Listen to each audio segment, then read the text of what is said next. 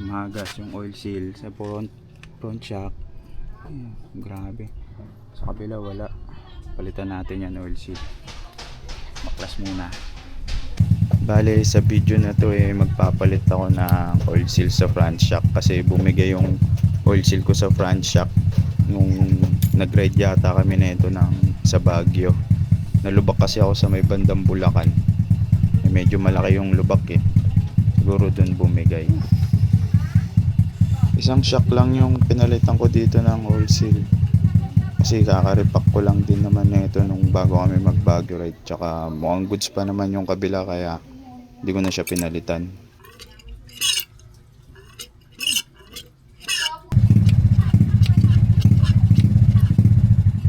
Dito pinukpok ko lang yung alin na yan para lumuwag, para medyo madaling ikutin mamaya pag binaklas ko na.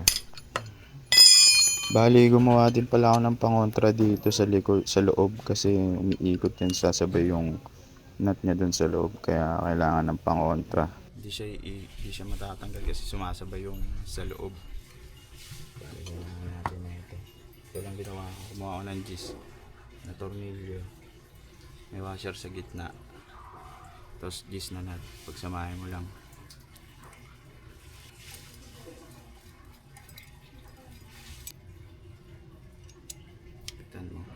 Nigpitan ko lang ng maigi yung nut tsaka tornilyo para hindi ko malas. Kita naman sa mukha yung igpit Lagay mo sa gis na T.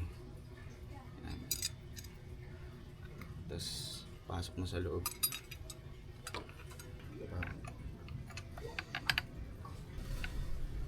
Kontra niya na yung nasa loob na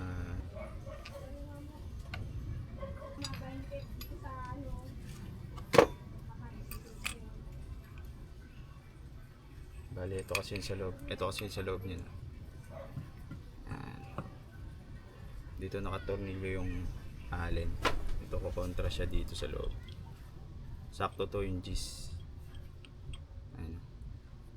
Sakto. Pag natanggal nyo na yung allen sa ilalim, mahuhugot nyo na yung inner tube na yan. Baka bumigay ito nung nalubak ako dun sa may bandang Bulacan. Gago. Ito takip lang to.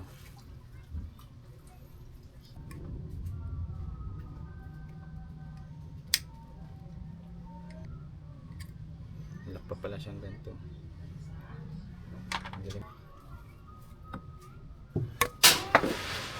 Malsik, gago. Ganda. Ano yung spring nyo? Ayun Naipit siguro to. Bili kong oil seal mga boss.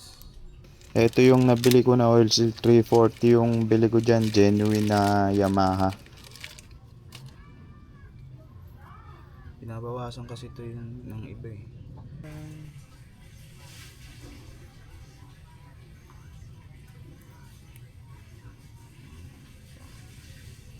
Hindi lang. Ganito lang kaliit. Dito binawasan ko yung spring niya sa loob para mayakap niya ng maigi yung inner tube niya.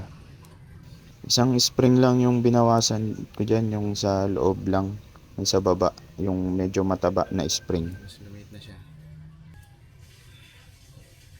Balik na natin.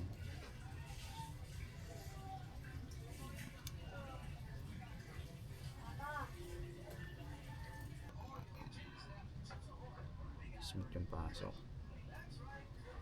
Pag nilagay nyo na yung bagong oil seal nyo, kunin nyo lang yung lumang oil seal nyo tapos patong nyo sa ibabaw. Tapos yun yung pukpukin nyo para hindi ma-damage yung bago nyong oil seal.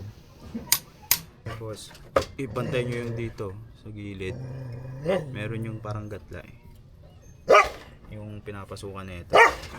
Papasok nyo ulit yan dito. Pag ganun. Maingay dyan.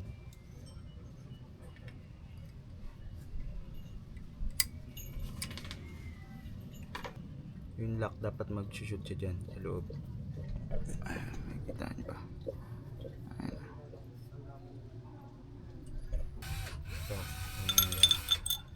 Bali sa pagbalik, kung paano nyo lang siya tinanggal, ganun lang din gagawin nyo pagka binalik. Oh.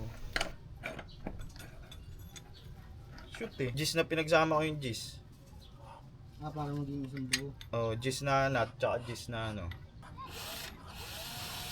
Oh, ito na lang. Ano.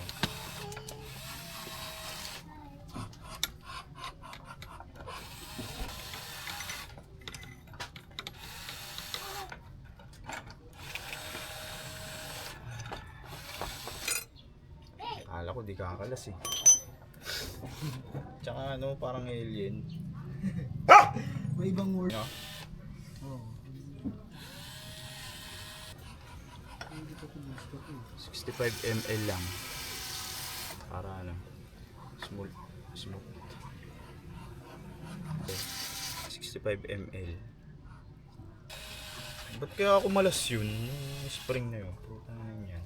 Papalo mo yun. Hindi yung ano pa, inano parang nirepack ko lang to. Kasi pag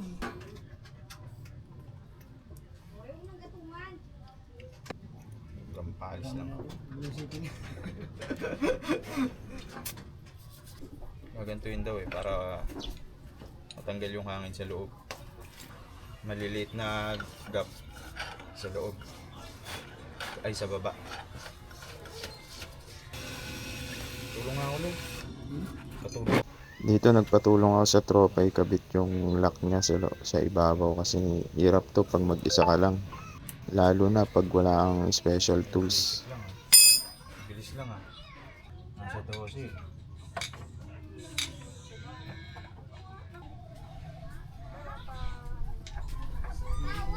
Tanggal na to po eh. Ay iyan.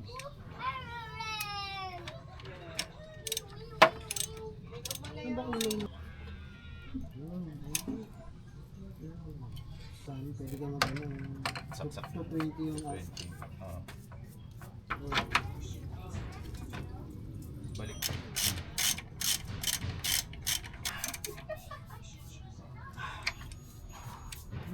Bounce check. Goods na ulit yung bounce niya mga boss.